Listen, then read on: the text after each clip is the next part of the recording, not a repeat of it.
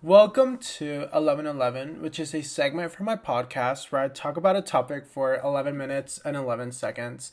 Today's topic is actually still, June and pride and, being queer. And one of the biggest things for me, and I am honestly one of the most important things for me, is self-acceptance. I personally believe that without that, you genuinely do not have any form of self love, self respect, um, self discipline. I feel like accepting yourself is one of the most important things we can do as, being queer and coming from a very, overly religious, overly conservative family. I think growing up, I've always kind of been raised with the mindset of this higher power that I've been going to church for and that the Bible has been talking to me about does not accept me. I do not have its full love. And it honestly brought me to it gave me a lot of pain. It gave me a lot of resentment. And it kind of made me very like, okay, well, if not even the higher power who quote unquote created me loves me, then am I even worthy of love? And I think obviously yes, we are. That's don't you ever get that, thought in your head because you are worthy of love in every capacity and in every single aspect of the word love you are worthy of. And I just personally feel like we need to rewire our brain, especially me. I think it's very important to work on that personally because, being raised with certain family members still to this date don't fully accept me as I am fully. And it is very hurtful, but I've also learned to not take it personally because if you do take it personally, you're going to constantly have your brain wrapped up on the idea that this certain person does not accept me, this certain person finds a flaw in me, or this certain person does not like me. And that is useless. Because at the end of the day, we're going to die alone, go to bed alone, sleep alone, live alone. Obviously, we're going to have friends, we're going to have chosen family, we're going to have loved ones, hopefully a partner.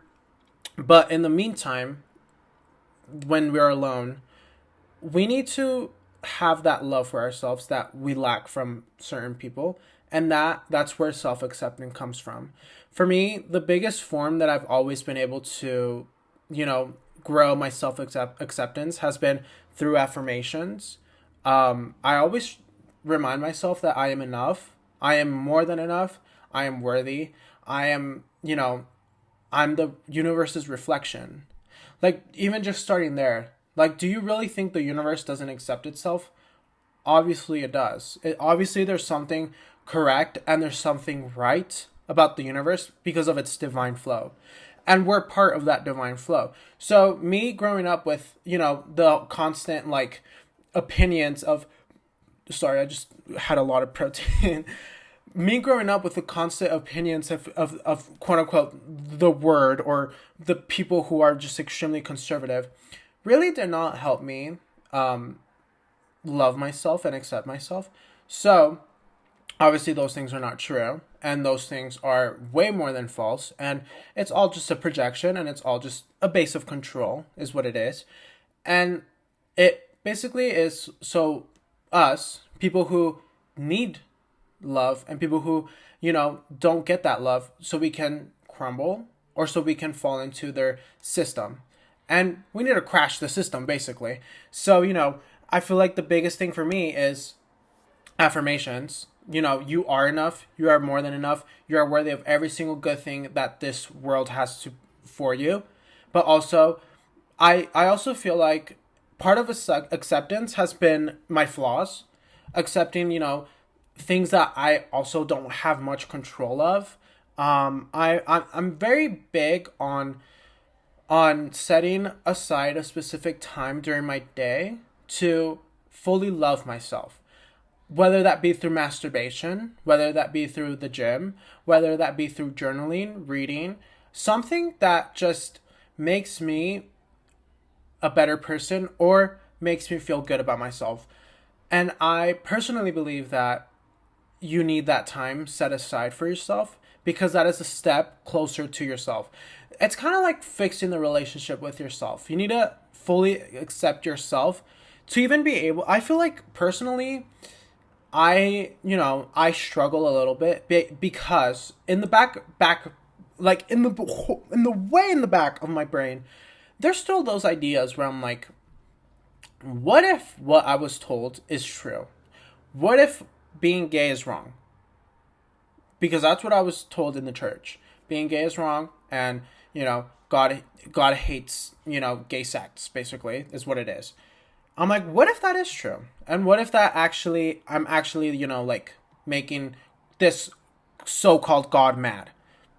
That's not true. First of all, second of all, it takes so much work to rewire your brain and wash that out of your brain because everyone that you love, everyone that you respect, everyone who has raised you has told you multiple times what you don't what's not true and what's not real about yourself and your identity.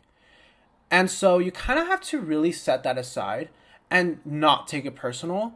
And I feel like I've been really good at, accepting myself, but also accepting my family members who I love with all of my heart. And I think it's super important to, at least for me, I'm a very big family person. So it is important to me to be able to set that aside and not take it personal because I know that at the end of the day, all of these people who say these things just A, probably don't know better. B, this religion and all of these conservative ideology gives them this form of like peace of mind that they're doing something right. So I'm like, okay, you can have that. I'm not going to, be mad and hold resentment towards you because it doesn't affect you and it doesn't, bother you. Although it does bother me that someone who they love as well and I love them, they still continue with that ideology. But hey, that's their decision. And at the end of the day, they're going to have to deal with, their thoughts and their opinions of me. And I don't have any control of that. I can't make them think anything. I'm not a witch.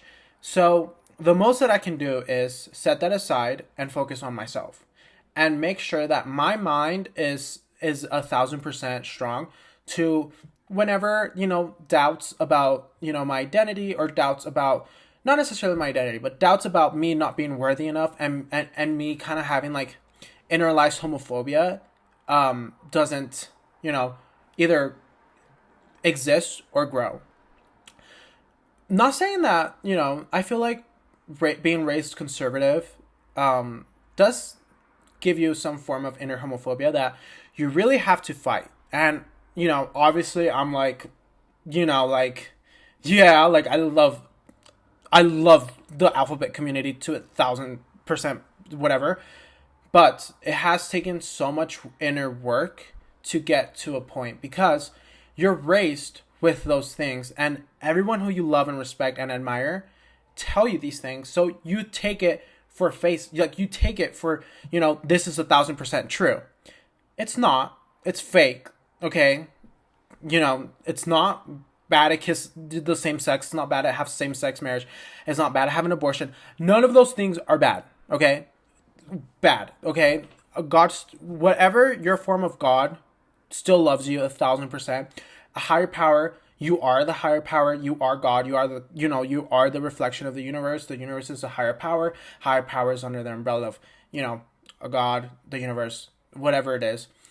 But I think it is very important to accept yourself 1,000%. And I'm just really, really, really keen on working on my internalized, thoughts of these things that I was just raised by. And it's really difficult when you really don't have many people around you who can, tell you affirmations or who can, make you feel very important. And I think sometimes you kind of have to be that person for a while.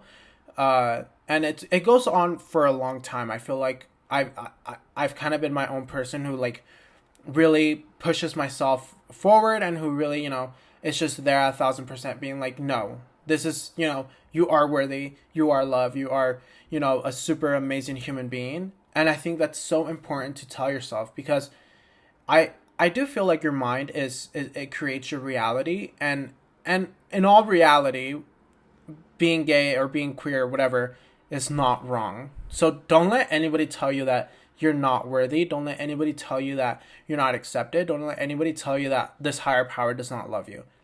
That higher power loves you. If you love yourself, the higher power loves you, in my mind. Or I think that is true. How can a higher power love you if you don't even love yourself? And it takes a form of self-acceptance. And I think, also loving a higher power, well, I feel like having love for a higher power, it can be anything, yourself, God, different gods, whatever it is. It makes loving yourself much easier and much better, because at the end of the day, oh, time's up, buddy. Part 2 on Sunday, actually. I really love this topic. But yeah, please love yourself, and tell yourself these affirmations. Love you.